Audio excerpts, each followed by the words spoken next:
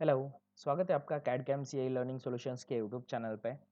अगर अब तक आप लोगों ने इस चैनल को सब्सक्राइब नहीं किया तो प्लीज़ यूट्यूब पे जाके सर्च कीजिए CAD CAM CI learning solutions and यहाँ पे सब्सक्राइब बटन होगा, इसे प्रेस कर दीजिए। नाउ इस लेक्चर में हम लोग ऑटोकैड मॉडिफाई टूलबार के नेक्स्ट 3 टूल्स कवर करेंगे, mirror, stretch and scale. Alright, so अब देखिए यहाँ पे मैं एक ऑब्जेक्ट ड्रॉ कर रहा हूँ। फॉर एग्जाम्पल एक सिंपल रेक्टेंगल मैंने ड्रॉ किया। ऑलराइट, नाउ इस रेक्टेंगल को मुझे मिरर करना है। ओके, ऑटोकैड में बहुत सारे ऐसे स्केच और ड्राइंग्स आएंगे जिसमें आप मिरर एंटिटीज का यूज कर सकते हो। मीन्स अगर सिमेट्रिक एंटिटीज है सो आप उसका हाफ पार्ट ड्रॉ करके देन उस हाफ को आप मिरर भी कर सकते हो। ऑलराइट, सो कंसीडर कीजिए ये मेरा पार्ट है हाफ, एंड नाउ यहाँ पे मॉडिफाई टूल बार में एक टूल आता है मिरर। ऑलराइट, सो पहले आप ऑब्जेक्ट सिलेक्ट कर सकते हो या पहले टूल भी सिलेक्ट कर सकते हो। पहले ऑब्जेक्ट सिलेक्ट किया, नाउ मिरर टूल। अब देखो आपको specify first point of mirror line का ऑप्शन आ रहा है। ओके, मीन्स आपको जिस लाइन के अबाउट मिरर करना है वो लाइन यहाँ पे ड्रॉ करना पड़ेगा। ऑलराइट, सो अब देखिए यहाँ पे मैं एक स्ट्रेट लाइन ड्रॉ कर रहा हूँ। ओके, अब देखिए अगर मैंने वर्टिकल लाइन ड्रॉ किया तो आप देख सकते हो राइट साइड में ये मिरर हो रहा है। अगर मैंने हॉरिजॉन्टल लाइन ड्रॉ किया, अब देखो ये डाउनवर्ड डायरेक्शन में मिरर हो जाएगा। ओके, सो आपका जिस एंगल पे लाइन होगा एग्जैक्टली उसके अबाउट ये मिरर हो जाएगा। ओके, सो सिंपल मैं यहाँ पे वर्टिकल लाइन ड्रॉ कर रहा हूँ। अब देखो इसके बाद दो ऑप्शंस आएगा इरेज सोर्स ऑब्जेक्ट का, यस एंड नो। अब देखो अगर मैंने यहाँ पे नो किया सो आपका original object and mirrored element दोनों भी यहाँ पे रहेगा। ओके, सो दोनों एंटिटीज यहाँ पे है।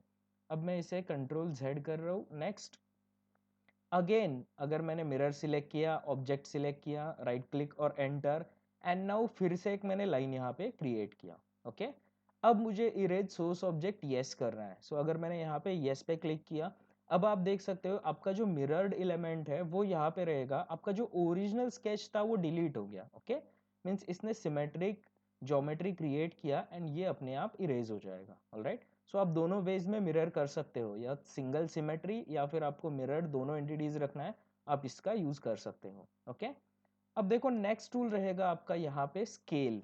ऑलराइट, कंसिडर करो आपने कोई स्केच यहाँ पे ड्रॉ किया है एंड फाइनल लास्ट में जाके आपको पता चला कि उसका स्केलिंग रॉन्ग है। ऑलराइट, फॉर एग्जांपल ये आपने 10x20 का रेक्टेंगल निकाला है, वो आपको चाहिए था 20x40 का, मीन्स एग्जैक्टली डबल स्केलिंग चाहिए था। सो अब स्केच ड्रॉ करने के बाद लास्ट में भी इसका स्केलिंग चेंज कर सकते हो। ओके, सो सिमिलर स्टेप से सिलेक्ट करो स्केल।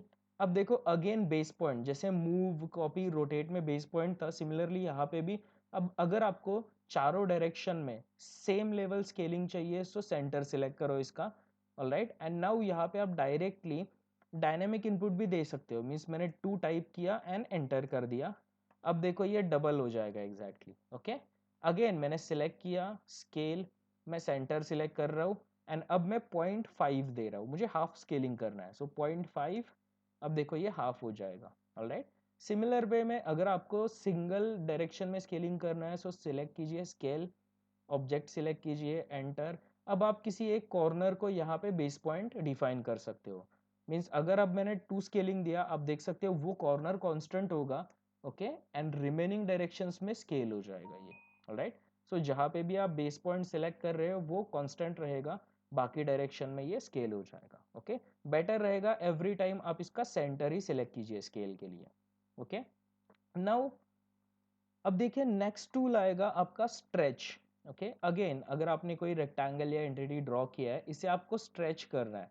सो ये टूल जो है थोड़ा सा ट्रिकी हो सकता है, क्योंकि इसके लिए कंसिडर करो मैं इसे सिलेक्ट कर रहा हूँ। ओके, जो भी फॉर एग्जांपल इन 3 लाइंस को मुझे स्ट्रेच करना है।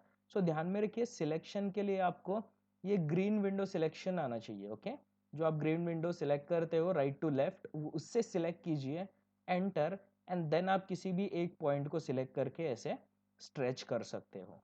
ओके, नाउ अगर मैंने फॉर एग्जांपल पहले इसे सिलेक्ट किया, स्ट्रेच किया, अब मैं सेम बेस पॉइंट सिलेक्ट करके चेंज कर रहा हूं, अब आप देख सकते हो ये स्ट्रेच नहीं हुआ, इसने मूव ऑपरेशन किया। ओके, सो इसमें जो भी आपका सिलेक्शन रहेगा उससे चेंज होता है, इसलिए आप पहले टूल सिलेक्ट कीजिए, ग्रीन विंडो से आप सिलेक्ट कर सकते हो ऐसे इन 3 लाइंस को, जो भी आपको लाइन स्ट्रेच करने हैं उन्हें सिलेक्ट कीजिए एंड देन एंटर करके आप इन्हें स्ट्रेच कर सकते हो। ओके, आप डायरेक्टली सिंगल क्लिक सिलेक्शन से करोगे तो ये मूव ऑपरेट होगा, स्ट्रेच नहीं होगा। ऑलराइट, सो ये थे हमारे 3 tools, mirror, scale and stretch.